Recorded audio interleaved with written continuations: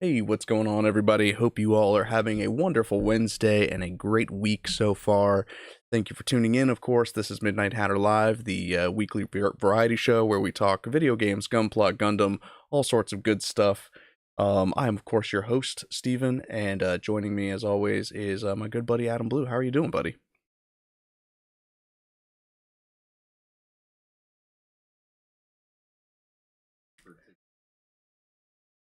Yeah. Yeah, it's hopefully we're not going to get too heavy into the coding aspect of it. It's going to be one of those sort of theory conversations, but it's one of those things that I was struck by inspiration and I felt the need to share it. Before we get started, I do want to say thank you to everyone for reaching out, for checking in, and I appreciate your patience with everything. Given that that we recently lost my cat Layla, she's in a better place now. I think that we made the right decision after seeing her on Monday. She did not look herself. So again, me and my family, we all appreciate you guys. We appreciate the kind words, appreciate the love. So thank you so much for that. Um,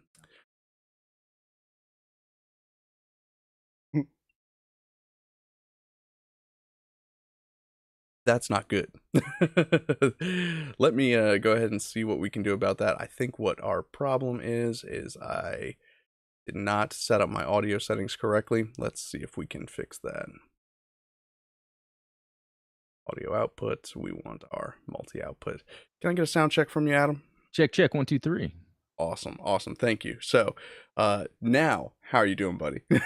No, doing good, doing Good, good. good. And yeah, considering your cat you were talking about, we were just talking earlier where like there's this thing about having pets where uh i- and maybe this is like some sort of emotional block that people have. It's like I don't want to have a pet because I don't want to go through when they pass. Yeah, I've dealt with that a lot when I was a kid, and so growing up having a family, I've never thought about getting a pet. It's always my wife getting the pet. But I think there was something to having a pet, loving, caring for it, and when it passes, grieving. yeah, I'm sure there's something more to life you get out of with that than just being like, no, no, no pet. I don't want to deal with the sadness. yeah. It's like, So, don't make me feel feelings. yeah. But yeah, well, we have a coaster in my house where it says time spent with animals is added to your life, which is it's a very lovely saying. I think that that's great, and I think that there's definitely a season for everything, and a lot of the things that in life that we want to have, character, patience, determination, these types of like strong qualities, they're just like muscles. You don't get patience from just always getting what you want. You get patience Right. by having to wait for things. Yeah. You don't get stronger by sitting on the couch. You have to lift weights. You have to really test your limits. And so I think that one of the blessings of having animals in your lives, having pets in your lives, is that yes, they give you the companionship, they give you the love while they're alive, but when you lose them, it strengthens your resolve. It gives you something to feel. So, Yeah. No. Well said. but I don't want this to be a downer stream. So I'm looking in chat and I see Dan, Ultronymous, Rogue New Type, David, Right. Shirt Lad, Robert. Good to see you all. Yeah. Happy that you all have made it for this little afternoon stream. Before we hop into the topic of the day, I do want to share a little project that I'm working on. I actually will have a video out this Friday, so I'm looking Nice. forward to sharing that with you guys. Another Gunpla tutorial. Um, this is a Heat Hawk, and I'm not going to say anything about it. This is just a preview of what Friday's video is going to be about. So he shows up, shows off a Heat Hawk, refuses to elaborate, leaves. Can't wait for that video. You It, gave me a little sneak peek, and that's gonna be awesome. As I am doing more with my Gunpla customizing, that looks like something I would, get into. yeah, yeah. I hope that in all of my edited videos, I'm diving more and more into these types of crazy experiments. So hopefully it's gonna be inspiring to some people. Oh, yeah. Um, Oh, yeah. so yeah, what I wanted to talk about today, we're going to get back into the topic of video games, which is, kind of how we started this Wednesday live stream was, Adam was bringing his expertise when it comes to video games. He's much more of a gamer than I am. I am much more of a I don't know what I am, but Yeah, suffice there's to say, something. Yeah, if I'm more of a gamer, you're more of how do you it's like the technical term for something where you dive into the weeds and figure out things. yeah, I guess I live somewhere on the corner of fuck around and find out. Yeah, there you go. That's a good one. That's a But, good one. um but yeah, so I had kind of I was obviously with the Dagoth memes, going crazy. I, had an itch to go back and play Morrowind, and, I was reminded Oh. of an issue that, it's probably the only thing that people will complain about when it comes to Morrowind, is the fact that, it really is one of those games that tries to capture the essence of a pen and paper RPG and put it into a video game, which is um, an admirable thing to do. But when you are in sort of an action RPG and you say, I don't know, have a bow and arrow that you're pointing at an enemy and you're maybe 5 feet away, well, we'll do you even better. When you're 2 feet away, pointing dead on an enemy, and you don't have your longbow experience up to where it should be, you're just gonna miss every single hit because of RNG, right? Another video game that suffers from this is the first Mass Effect game. If you're Ah. not proficient in particular guns like the assault rifle or the shotgun, then every shot doesn't matter how spot on you are with your physical aim, your character's aim is absolute trash and you're going to miss every shot. So, I understand the theory behind that, and I was trying to solve this problem in a way that didn't punish players, because obviously I feel like it punishes players for being good, right? It's like, oh, well, you're Yeah. good at aiming at the enemy, but your character is not good at aiming at the enemy, so we're going to punish you for that. Um, what's interesting is that the suggestions I'm about to make are already being used in other video games, but they are not applied in the way that I am going to describe. Hmm. So, without getting too much more cryptic, I am Yeah. going to pull up a little screen share because I have a project in Unity that I put together. It's just kind of a dummy project. Here, I've got a really simple scene. It's just a ground. I've got a first person player controller, and I've got an enemy, this little red guy here. We're going to see if I can actually play this without without it crashing on us. Um, see what we can do. So we've got our little crosshair here. We can strafe, No, we that's can move cool. around, and we even have the ability to shoot some projectiles. So we can, fire some bullets, and they kind of go wherever the player is facing, which is awesome. That's exactly what we want. And of course, you can come up here and shoot our bad guy. So now, what I wanted to do was implement a system where if you have no ranged combat ability, then you have no assistance when it comes to, shooting. But there are games out there, for example, Resident Evil Remake 2 and 3, both on the assisted mode feature an auto aim assist where as long as you're aiming your gun, it'll automatically track towards zombie heads or towards the weak point of whatever the creature is that you're fighting. So like why not do that? But what we do is we have two variables that we introduce to it. Is the speed at which the auto aim assists you. So is it going to snap right to the enemy or is it going to slowly track upwards? And then the other variable that you can do is add in a radius at which that effect is effective. So what we do is we have like if we look at this script that I've added onto this particular character controller, we have a ranged attack skill, we have a search radius, and a rotation speed. I'm going to go ahead and just set the rotation speed and the search radius to 1. Um, and what's cool is, I don't know if you can see this, if it picks up very well on the camera, but there is a small wireframe um, Mhm. circle around our player character, And as we increase our ranged attack skill, it increases the search radius at which we can target enemies.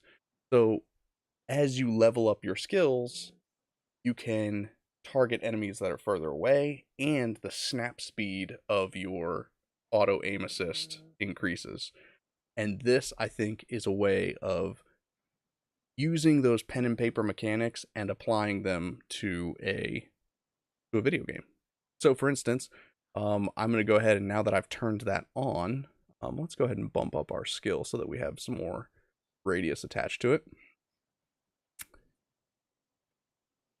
So now that we have that, I can come over here, and if I click my aim button, it snaps to the enemy. Now there are some things that I need to fix with it. Obviously, one problem is that you would get that nice slow rotation towards the enemy, but then it snaps back to its original Mm. default state. So that's something that I would want to fix. The other thing is, of course, like if we were to bump up that ranged attack skill and hop back into it, you can see that the snap speed goes up. Yeah. So that's basically it. that Yeah, and that's you oh, go know ahead.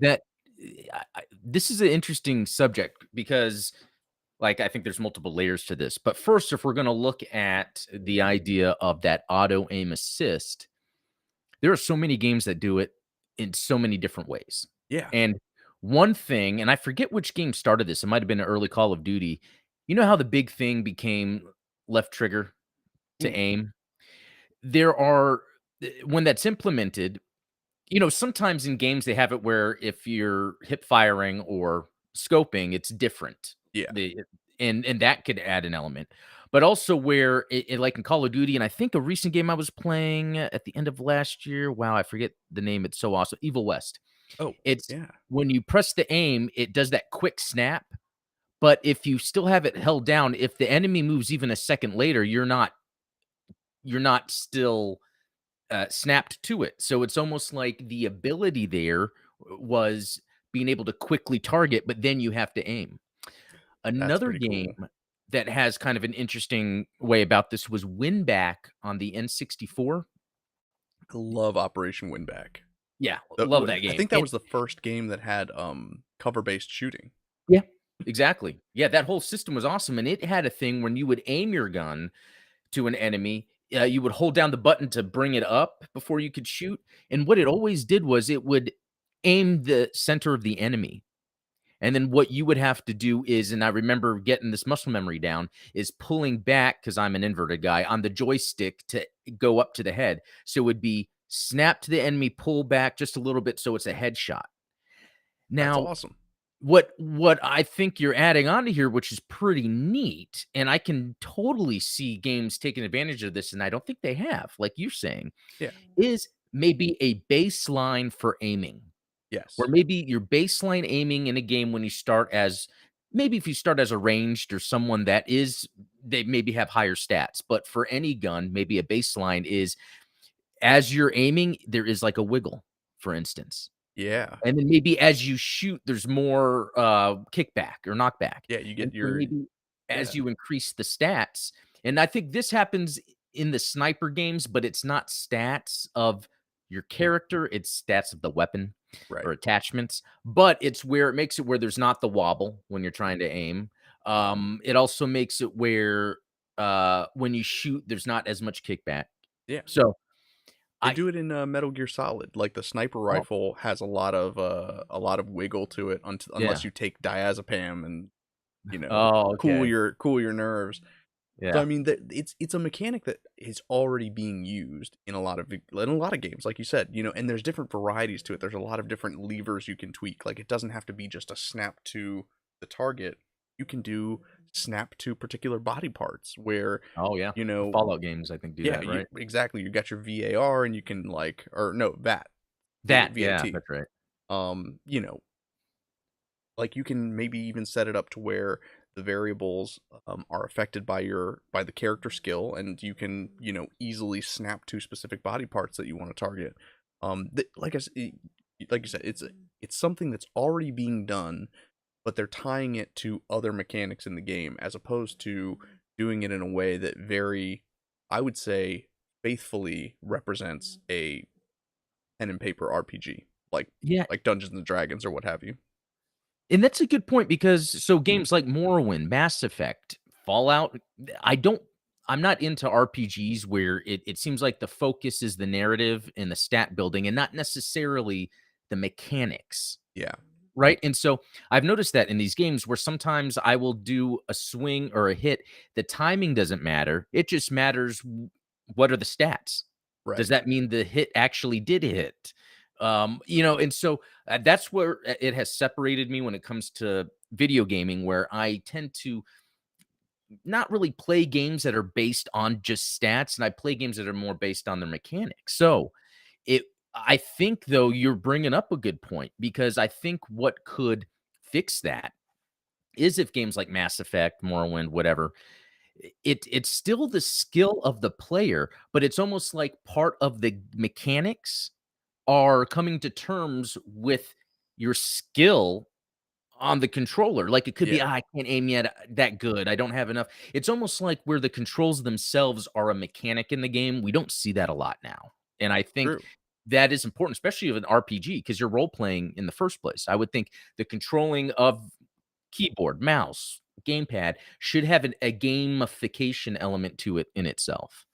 I agree with you. Yeah. That's really at the heart of what we're trying to do here is to increase that appeal of the RPG element without punishing players that are just naturally good at video games or that are, skilled and seasoned. It's like it becomes part of, like, okay, yeah, not only am I training myself on how to get better at aiming, but also my character gets better at aiming too.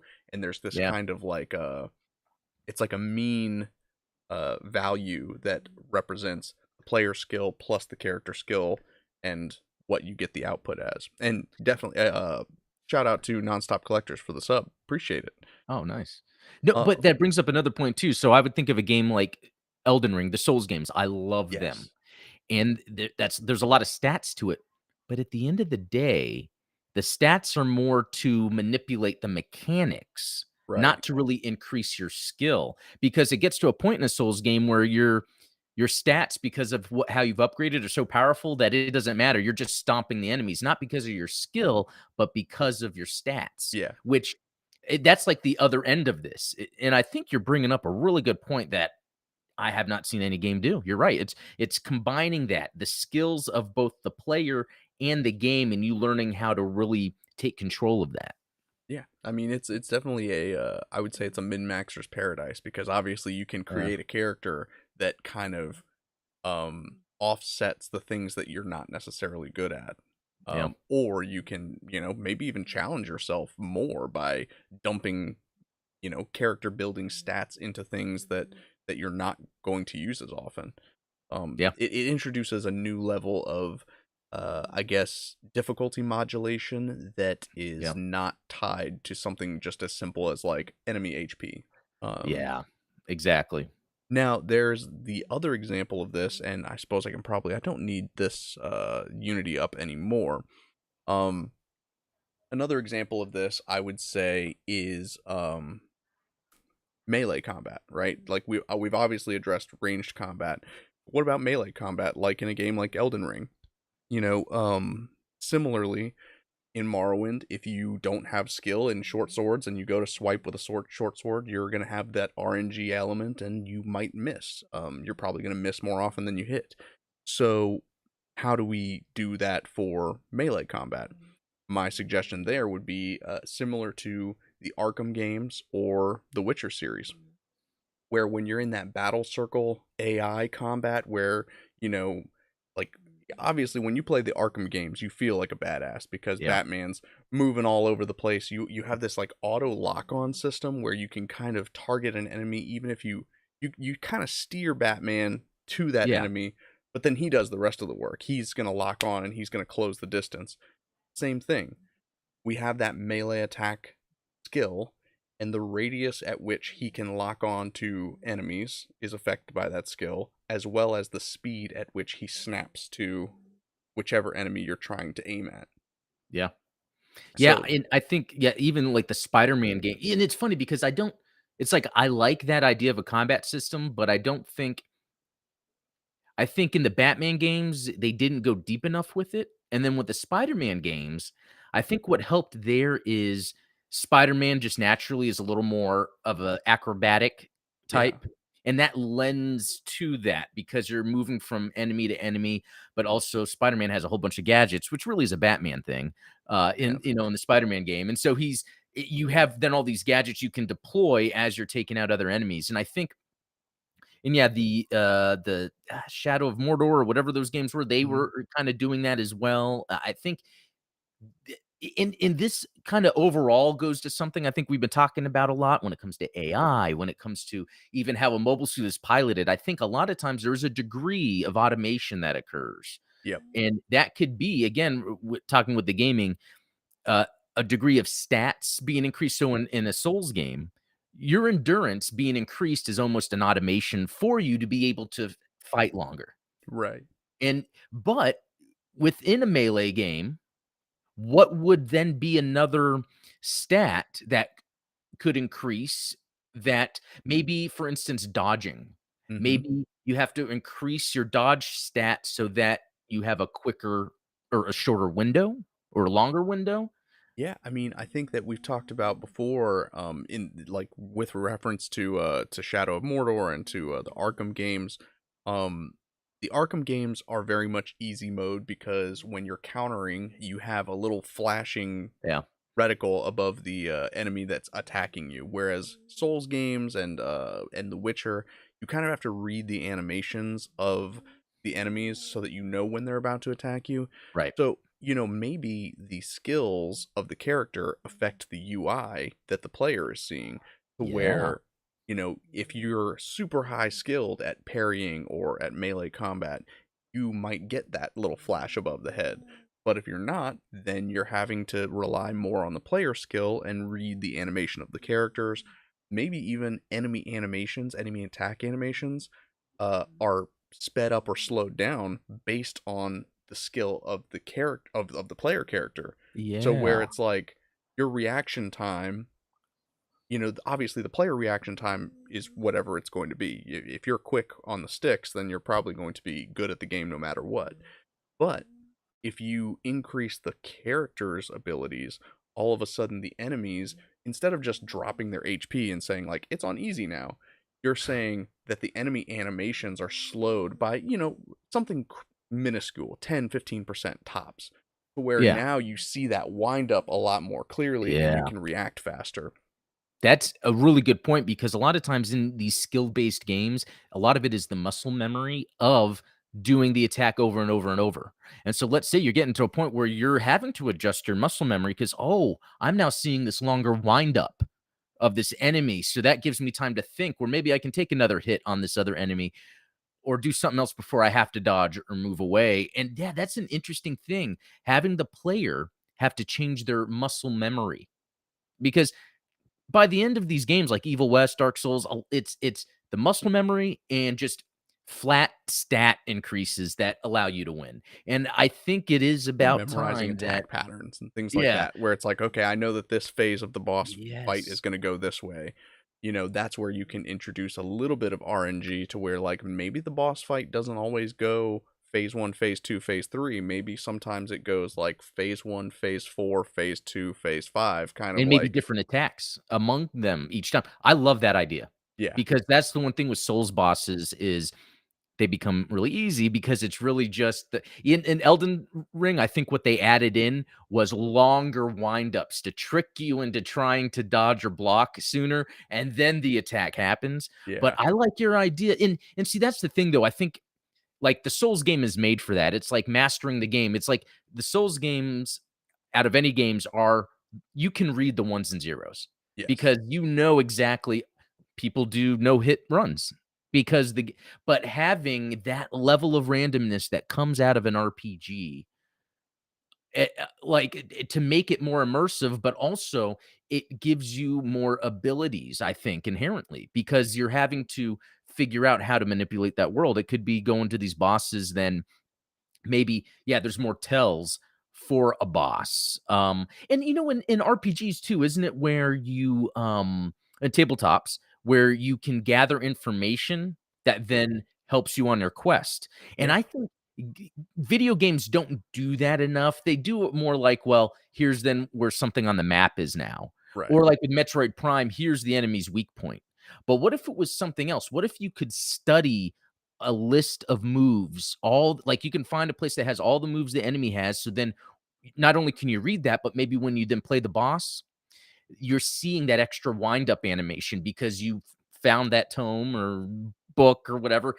And as the player yourself, you can read to know what the animations are, but then as you're playing, you can watch the wind ups. Now I'm gonna do you one better, and Okay. I'm gonna call back to something you mentioned earlier, which is AI. Yeah. One of the things that I think would be extremely exciting in gaming would be to take a language model like GPT, which Oh, I think I shared with you a video that I read of, basically anybody can make a chat GPT. It's just a right. question of how much information you want to dump into it. I think that the video the example, he dumps the complete works of Shakespeare. So it's a language model based on Shakespearean language, and you can ask questions about, like, oh, who did this in Macbeth, or what in Much Ado About Nothing, what character said this. So what if we started introducing GPT language models into video games, to where, even in tabletop role playing interactions, you're talking to a dungeon master and you say, I'm going to interrogate this guard or whatever. Well, what if the language model of the guard, you fed it all of the information about the game, about maybe the boss at the end of the game, and so then not only do you have your character's charisma stat, but you as a player are now interacting with a language model AI. And so you have to, in the same way that we've talked about crafting your speech in order to tease out the best results when it comes to things like Midjourney and ChatGPT, you then as a player have to adjust the language that you're using and the questions that you ask. And maybe there's an assisted, you know there's a modifier tied to a charisma stat to your character, but you as the player are now interacting with a language model AI, and you can tease out more information about the boss that will then affect the boss fight in a mechanical way. Yeah. Yeah, that is a really good point because what if, just throwing this out arbitrarily, there's 5 different modes a boss could be in if you confront him. But before that, let's say, yeah, you can interact with characters in the world or things, and it's almost the chat GPT thing because it's like, how can you get the information out from them? And then what if, depending on how many people you talk to and how you talked to them, one of the 5 phases of the boss could happen where it's this certain phase, or maybe he's angry or he's scared of you because he learned something from you from townspeople, something like that. Yeah.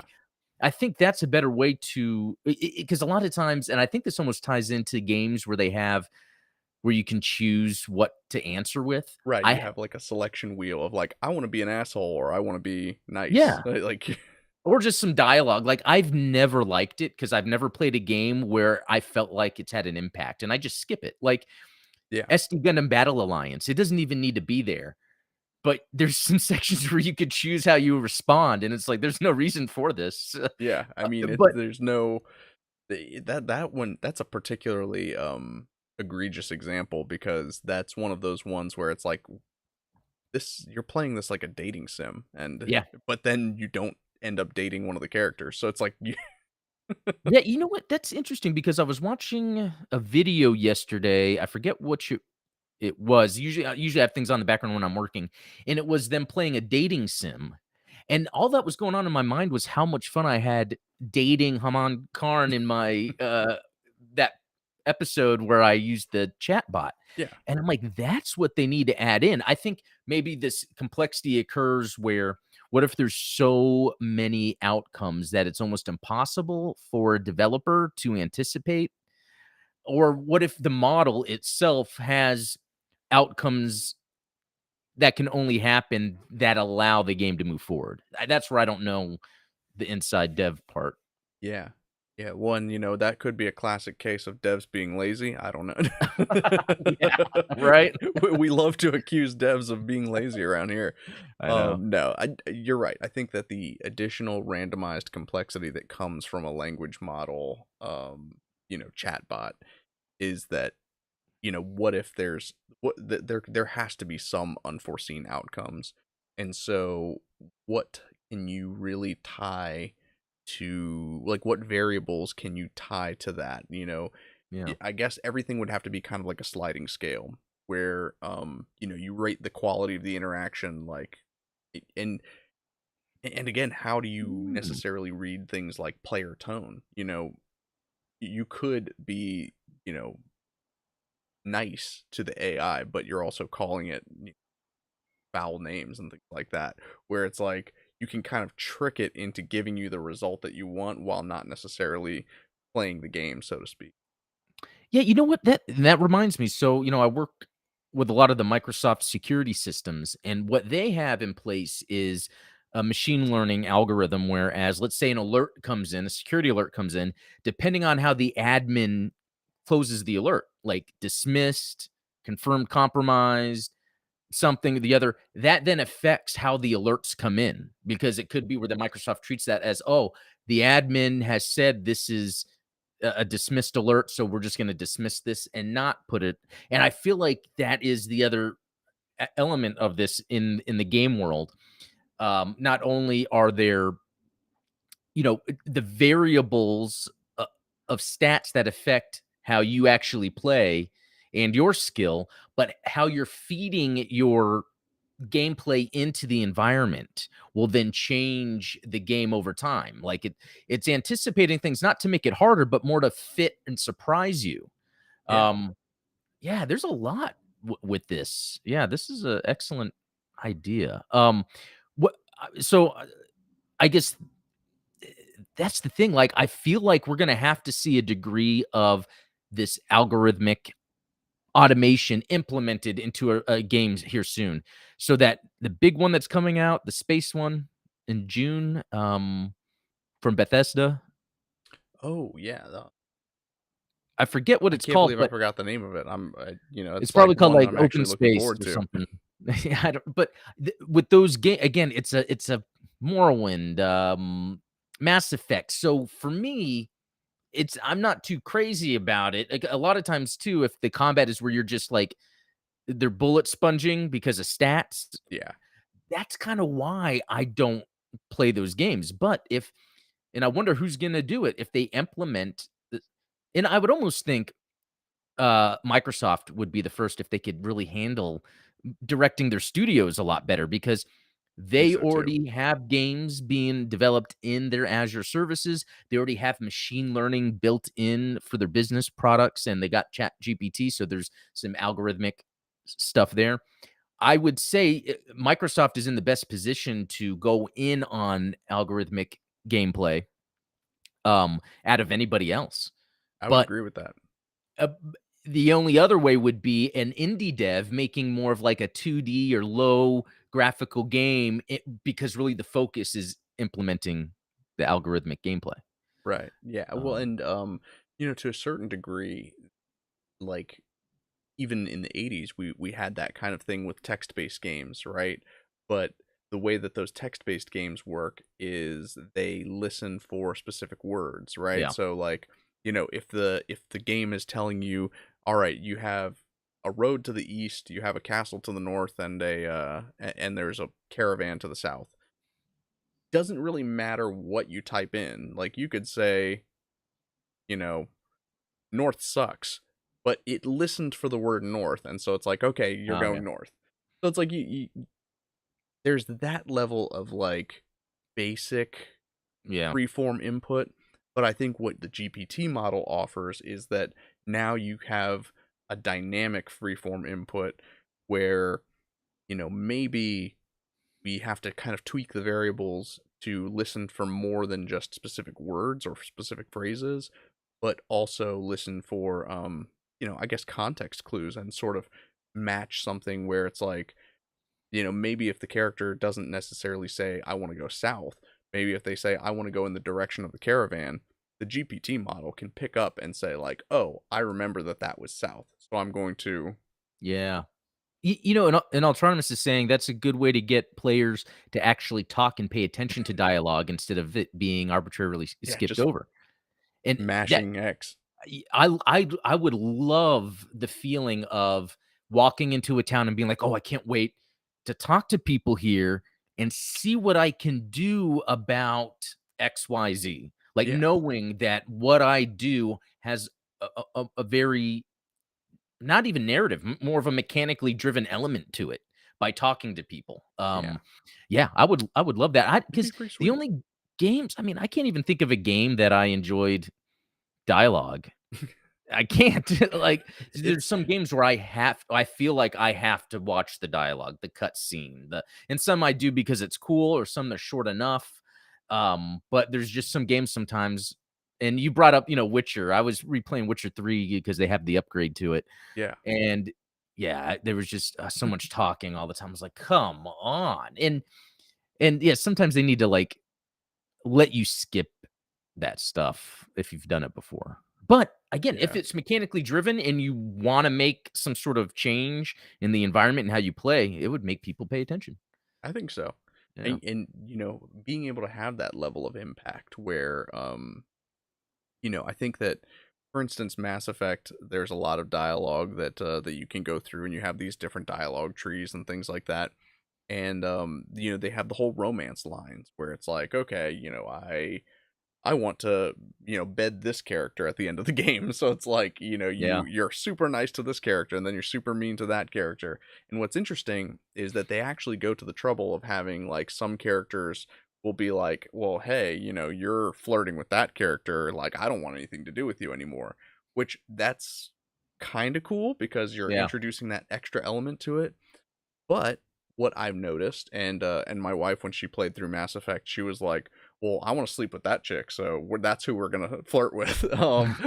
And but she got to a point where she made the wrong call one time, Uh, and then that character never forgave her because the way that the dialogue tree goes, the way that the choices fan out, that one pivotal moment, despite the fact that she had been nice to that character the entire game up to that point, that one decision splintered it and she couldn't go back.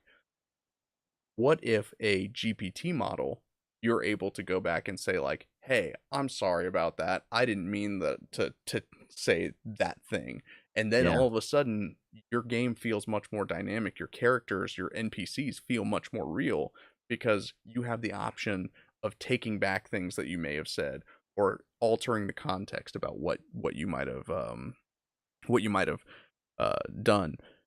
And what's interesting is, I was just thinking about this is like, Chat GPT has limitations built on it, right? Like obviously it has no information post to 2021, right? So you can't ask it any questions about last year.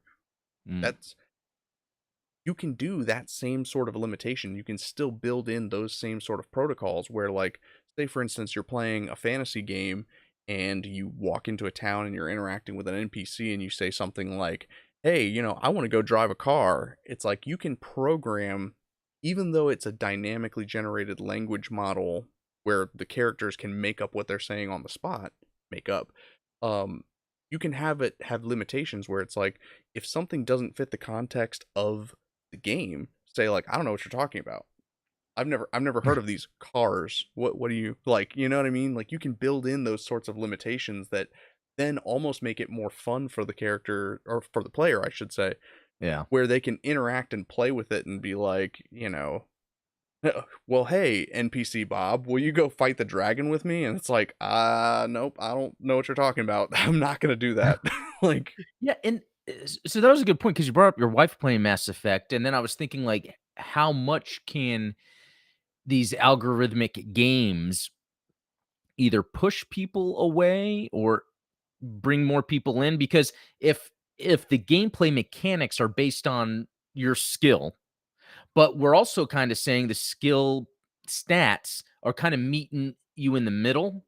yeah, So it can almost be built where these games could be enjoyed by anyone because it seems like by default the difficulty is going to scale based on how you're learning to play it.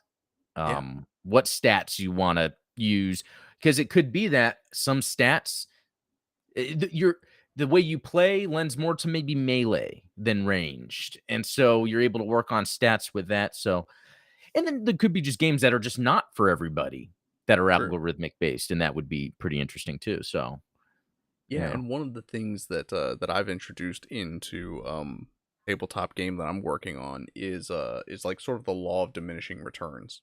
Um, so one way that tabletop games do this is obviously XP limits, right? Um, to gain enough XP to get level 1 is like 100. To gain enough XP to get to level 2 is like 250, and then to get to level 3 it's like 1,000. And then you have this like Yeah. exponential growth curve, which kind of seems unfair. I really don't like the way that that works. I understand the theory behind it, but the implementation is kind of well, it's kind of whack. Hmm. Um, one way that I like to do it is to measure skill growth by the number of failures that a character has. So, for instance, you Hmm. don't gain skill from every time you land a hit with a melee weapon. You gain skill from every time you miss. And so the more you hit, the less growth you're going to see. So you get a lot of growth early on, but as you get really good with that skill, it takes many, many more misses to it's the same number of misses technically. It's like, oh, 10 misses, but you're going to miss less often. I like that. I like it because depending on what the negative thing you did was, whether it's not hit or get hit, it could be where if it's a hit that kills you, you actually don't gain XP. But if it's a hit that damages you, then you have to stop when you're done, maybe bandage yourself. Then there's a lot of different XP you're gaining Yeah. because of that after battle of So it's like even healing when you yourself. lose, you win because you get Yeah. it's like, well, yeah, I missed the shot and I didn't kill the guy, but my skill got went higher, so the next time I shoot, it'll be, you know. Yeah, it's almost like how people want to be able to approach things in life, and sometimes it's hard to. It's where it's okay to fail. It's okay to mess up. In fact, you want to do that. I mean, with me and airbrushing, I'm like, I'm not getting it right the first time. I'm not going to bother. But you know what? No, just keep doing it. Keep doing it. I'm messing up a lot, but then I'm figuring it out. And I Exactly. think, Souls is like that to a degree. I think that's a good example of Souls is just like that, Yeah. just by mechanics alone. Exactly. But for Every death you learn more about the yeah, rhythm of each boss fight. It's but to have that built into the mechanics for players that are having a hard time, that's pretty good. and I so really like then, that idea. going back to that idea of marrying the skill of the player to the characteristics of the character, you know, yeah, as a player, you might have like insane finger speeds and reflexes and you're a fantastic melee combatant, but your character growth is going to be slower because of that unless, obviously you could cheat the system and be like, "Well, I'm going to intentionally, screw up just to get my character to a certain, you know." And I think that there are speedrunners that do that. Like I've seen Resident Evil speedrunners, like the remakes. What they'll do is it's like they do a tactical hit where it's like, okay, I know that I've got the difficulty assistance so high that if I go into this room, there's going to be 7 zombies. But I'm going to let this one zombie bite me so that the difficulty assist drops it down, and then there's only 5 zombies in that room, and it's going to make it easier for me going ahead. So there's always going to be ways to game the system and like Is that trick it. how the remakes work? Yeah. Oh, I've Yeah. only played 2, but not that far into it. I had no idea they had that Yeah, as long difficulty as you're not assistance. playing on the hardcore mode or the assisted mode. If you're playing on normal difficulty, it's got the sort of dynamic difficulty adjustments. Oh, that's So it's cool. like sometimes enemies will get stronger, sometimes there'll be more ammo drops and things like that, just depending on how good you're doing at the game. So speedrunners that play in that category will kind of game the system where it's like, I know that there are certain parts of the game that I want to be on easy. So I'll you know, do really well up until a certain point, let myself get hit a Wow. couple of times so that I can.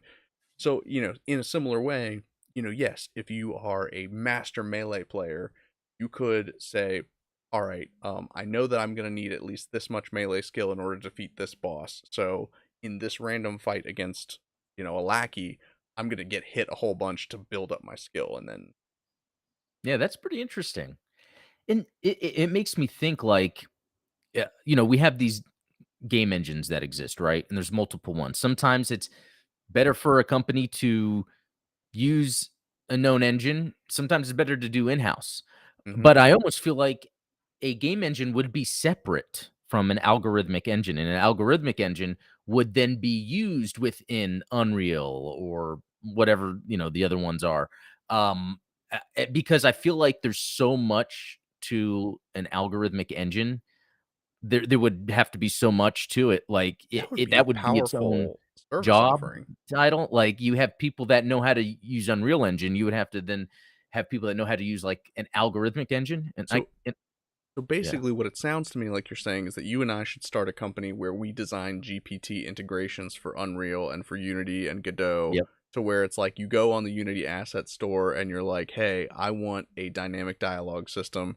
You download the GPT package, pay us a hefty sum, and you can input whatever dialogue you want the characters to say, and it'll spit those things. Yep. Look at that. We just introduced a new business model to AAA gaming. No, I mean, hey, this topic you came up with was just the right spark for that, because I think that's where games need to go next. Yeah, well, it reminds me of, like, do you remember when physics engines were, like, all the rage? It was like, Yeah. "Oh, everything's gotta be either Havoc or Havoc. Frostbite," like, you have to, Yeah, you know, that's right. you gotta get the best physics engine, which, like, that is, be totally separate from the game engine itself. Yeah. So it's like, what if you have, like, a whole series of companies that make GPT engines and, like, algorithm Yeah. engines for yeah, I that's think that's gotta be next, and it will probably start with an indie dev that made a game with his algorithmic engine, and then I bet that's gonna then be sourced out to or outsourced or potentially licensed to game developers, and then yeah. there might be some, like, you know, EA has their Frostbite, then EA might decide to, "Okay, let's create our own, algorithmic engine." I really think that has to be next because games are very samey, too much. We've reached a plateau where gaming has kind of stagnated, where we have basic like control scheme, like the gameplay for every game falls into one of like three categories, where it's like either it's a Right. first person shooter where, like you said, the idea of aiming with the left trigger seemed like such a novel idea 10-15 years ago, and Yeah. now it's just the default. Every first person shooter, even third person Third shooters, have person, yeah. left trigger aim. Same It's thing with crazy. like third person action games. You know, e- even though the specific mechanics of the games are different, the control schemes for Breath of the Wild, for any of the Souls games, for Horizon, for Uncharted, all of these different third person action games, like I said, the gameplay specifically is very different, but it's you're still moving around with the left stick, looking Yeah. around with the right stick. You have a jump button, you have a roll button, you have different abilities, but at the end of the day, there's no real difference in the gameplay. So now that we've kind of, I don't want to say mastered gameplay, but like, we've kind of pigeonholed ourselves. Where do you Yeah. go to kind of make games entertaining again? Yeah. And I think it's everything else, if we look, you know, historically, things are just becoming automated in general. Even Hmm. things that 20 years ago we would say, "Oh, we it's gonna take our jobs," are probably things we are interfacing with daily that do automated tasks for us. I mean, our phones are a bunch of automated tasks all put into one. And I think it's just a natural growth, natural evolution. It's you know, I think there's like a little gaming crash going on right now. You could Feels see that with way. games. I mean, the economy got hit anyway, and it seems like it is affecting the games industry. So maybe as gaming is trying to companies try to make themselves more relevant and stuff like that, they can start looking into algorithms, and if they haven't already, Oh yeah. I mean, you know, and it's weird because when it comes to algorithms, like, that's kind of the backbone of NFT stuff, but the NFT Hmm. is not the way to go for video games, but I think the concept of using an algorithm is what needs to be used, yeah.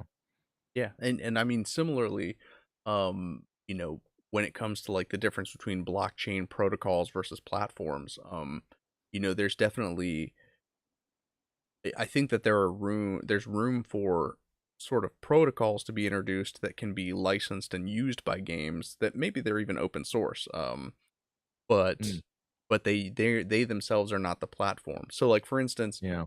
you and I have talked about the service Backed By, Oh which yeah. is like a crypto version of Patreon.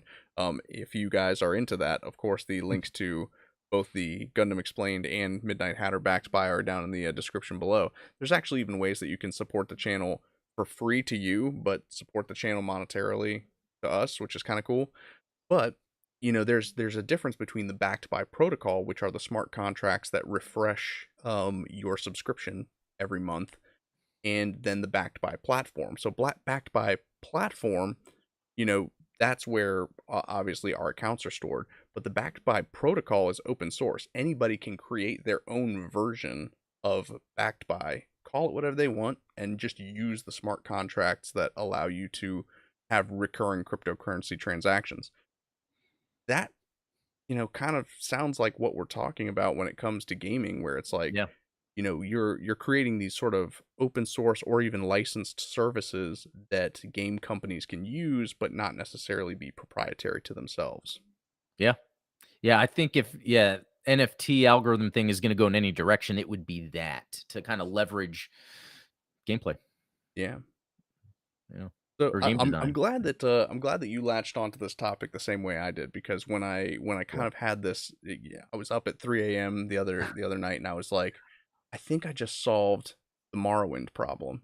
You did. You literally did. I mean, hey, it's keeping me from playing those games because I know when I'm playing them, it's not my skill. It's Right. not me mechanically interacting with the world and doing it's, based on these stats.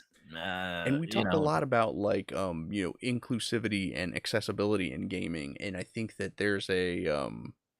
you know there's a way to do it that has people enjoy games that they might not necessarily enjoy Yeah. through different mechanics. And this is just an example of that, and I think that we've kind of touched on several different ways that game companies and developers can tap into new markets without being so samey, and without just saying Yeah. like, well, I just want to make Call of Duty, but we're going to reskin it this, like, Yeah. Another, battle royale. yeah, we need another victory royale on the board, guys. Yeah. um, Exactly. so yeah, I think that this is an opportunity, and I'd love to experiment with it. I have not built my own GPT bot yet, but I'm thinking about doing it so that I can just kind of I thought it'd be kind of cool to build like a Gundam GPT bot where um Yeah. you can kind of get more accurate Gundam information. Um, Yeah. but having a GTP bot that you can then integrate into a video game, that is like Yeah. next level. Definitely. Yeah. Completely. Sweet. Well, I think that about wraps up our discussion on the topic, and Cool. thank you guys so much for hanging out with us, for putting up with Yeah. my scatterbrainedness and the technical difficulties at the start of the show. As always, links to Adam's channel, Gundam Explained, down in the description below. We're gonna be Yep. live tomorrow, correct? Yep. That's right. And I forgot. I already had the idea for the topic, and I forgot, but I'll remember. I'll And remember. you are still gonna have a video drop today, or is that gonna be pushed to tomorrow as well? I think I'm gonna have it come out this evening because Okay, I'm literally almost done with it. So yeah, I should have it done. Yeah, this evening. Little late, excellent. but hey, I think I've had a good track record so far. Yeah, So I it's can't, I can't kill myself over that. yeah, it's still batting 99%, so we'll Yeah, we'll take it. yeah, But yeah, no, thank you guys so much for hanging out with us. Definitely tune in to Gundam Explained tomorrow at noon Eastern, 11 a.m. Central. And yep. yeah, well, I'll have a video for you guys on Friday as well. Hope Nice. you guys have a great rest of your day. Enjoy your hump day and enjoy the rest of your week. All Yep. right. See you. Cheers. Thanks.